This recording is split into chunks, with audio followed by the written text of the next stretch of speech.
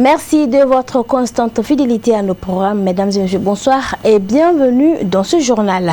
Pour rendre hommage aux défunts Ansar de la commune 5 du district de Bamako, une grande cérémonie de prêche est organisée par la famille Doumbia de Daoudabougou en collaboration avec les Ansar de la commune 5 du district de Bamako sous la clairvoyance du fils du guide spirituel des Ansar, Assid Chérif Ahmed Tidjan Haïdara. Cette cérémonie a rassemblé plusieurs personnes venues en nombre important pour prendre part à ce prêche. Kafouné Bachili pour le commentaire.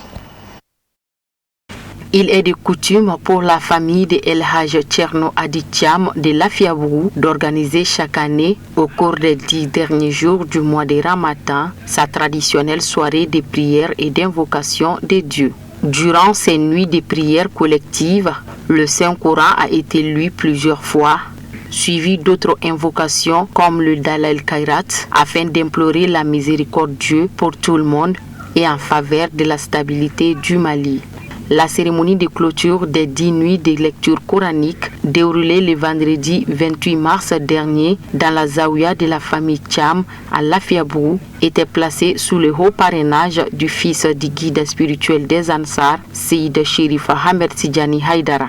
Pour la circonstance, le parrain accompagné d'une délégation a honoré de sa présence pour boucler en beauté les 10 nuits de prière collective sanctionnées par la lecture du Coran et d'invocation des dieux. La famille Tcham ainsi que leurs invités, tous se sont réjouis de la présence de Seyd Chérif Ahmed Tidjani Haïdara à leur côté pour bénir cette soirée.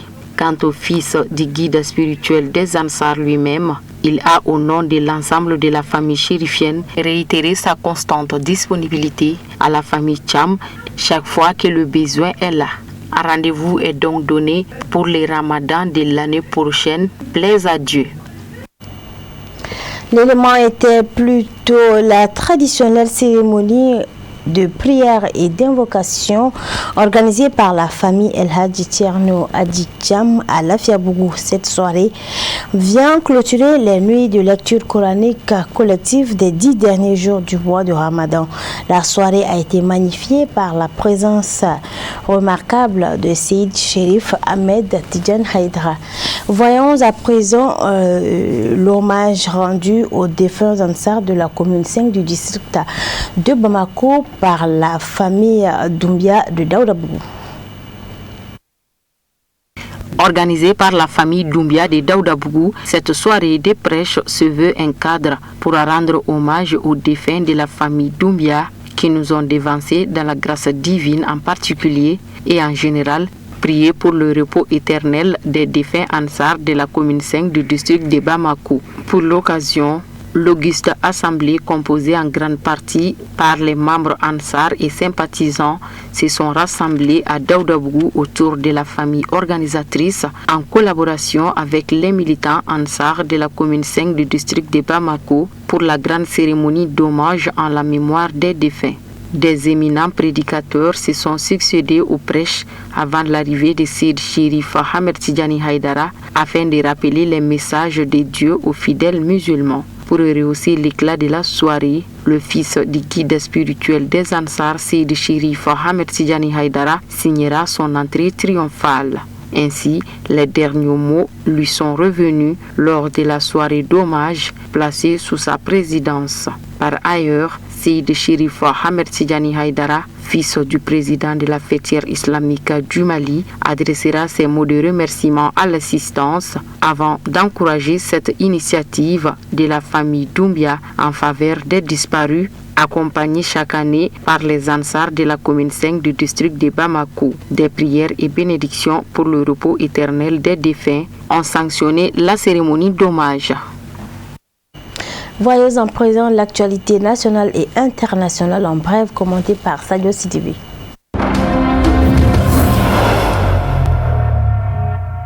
Dans la page d'information étrangère de ce mardi 1er avril 2025, nous débutons tout d'abord par le Gabon avec la campagne électorale pour la présidentielle du 12 avril prochain qui semble être bien lancée avec 8 candidats en lice. Le général Brice Oligui Clotaire, à travers son mouvement Rassemblement des bâtisseurs a rassemblé samedi des dizaines de partisans au stade de l'amitié sino-gabonaise, marquant ainsi un moment fort de sa campagne. Son objectif semble être de rassembler les Gabonais autour d'un projet de développement et de stabilité. De son côté, Alain-Claude Bilibinze, candidat indépendant, a opté pour une approche citoyenne du peuple. Il s'est rendu dans les quartiers défavorisés de Libreville, témoignant de sa solidarité face à la souffrance de ses compatriotes. La particularité, c'est qu'aucun de ces candidats ne va représenter une formation politique. Cela ne s'était jamais passé depuis l'avènement du multipartisme au Gabon dans les années 1990. Les premiers temps de cette campagne montrent des stratégies variées entre rassemblement et proximité, alors que chaque candidat tente de capter l'attention des électeurs à quelques jours du scrutin. Dans la même veine, nous évoquons d'autres sujets de l'actualité étrangère. Après des mois de tensions entre la France et l'Algérie, les présidents des deux pays semblent être prêts à reprendre la relation bilatérale. Emmanuel Macron et son homologue Abdelmadjid Tebboune ont renoué le dialogue lors d'un échange téléphonique lundi 31 mars, le jour de l'Eid el-Fitr, marquant la fin du Ramadan. Les deux dirigeants ont ainsi acté la relance de la coopération migratoire et sécuritaire qui doit être réinitiée sans délai selon un communiqué officiel de l'Élysée afin de poursuivre notamment la lutte contre le terrorisme, notamment au Sahel, et contre les trafics humains.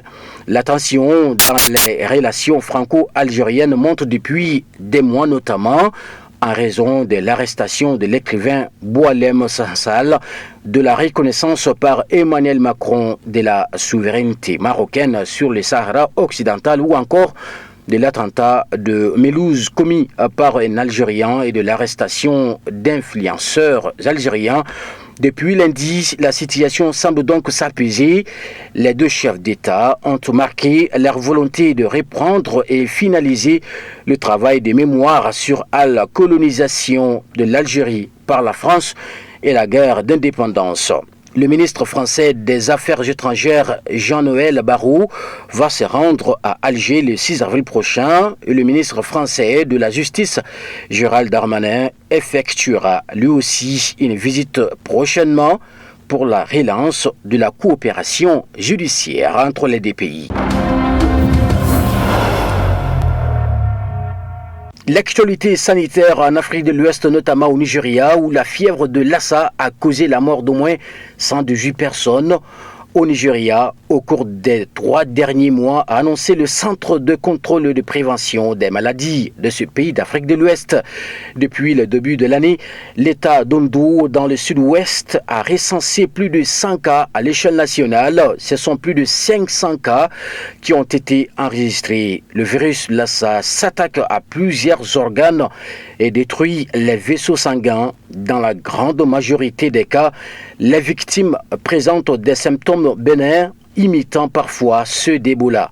Principalement présents dans les zones rurales, les rats et autres rongeurs propagent la maladie en contaminant les aliments. Selon l'OMS, le taux de mortalité de la fièvre de Lassa est d'1%. Cependant, il peut atteindre 20% en cas d'épidémie difficile à diagnostiquer. Son taux de prévalence est plus élevé, traditionnellement saisonnière. Les épidémies de Lassa surviennent désormais tout au long de l'année.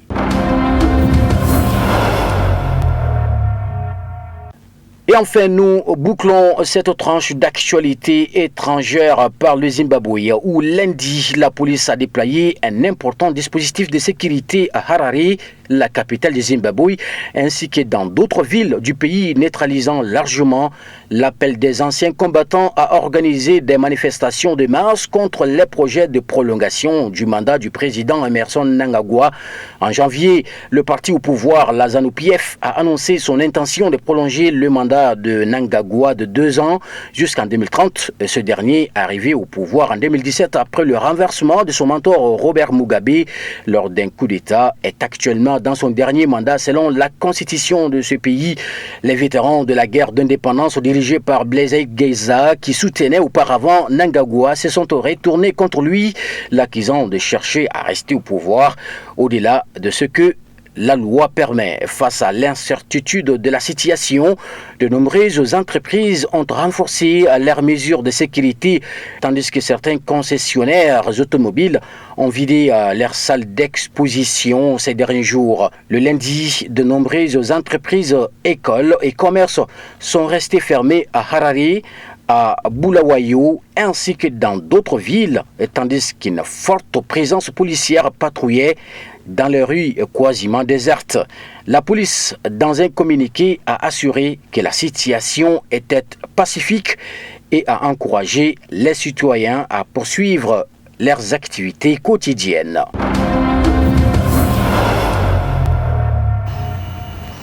Et voilà qui met fin à ce journal. Merci à tous de l'avoir suivi. Retrouvez à 20h30 la version langue bamanakan avec Kalala Kouyaté. Très belle soirée en compagnie de nos programmes.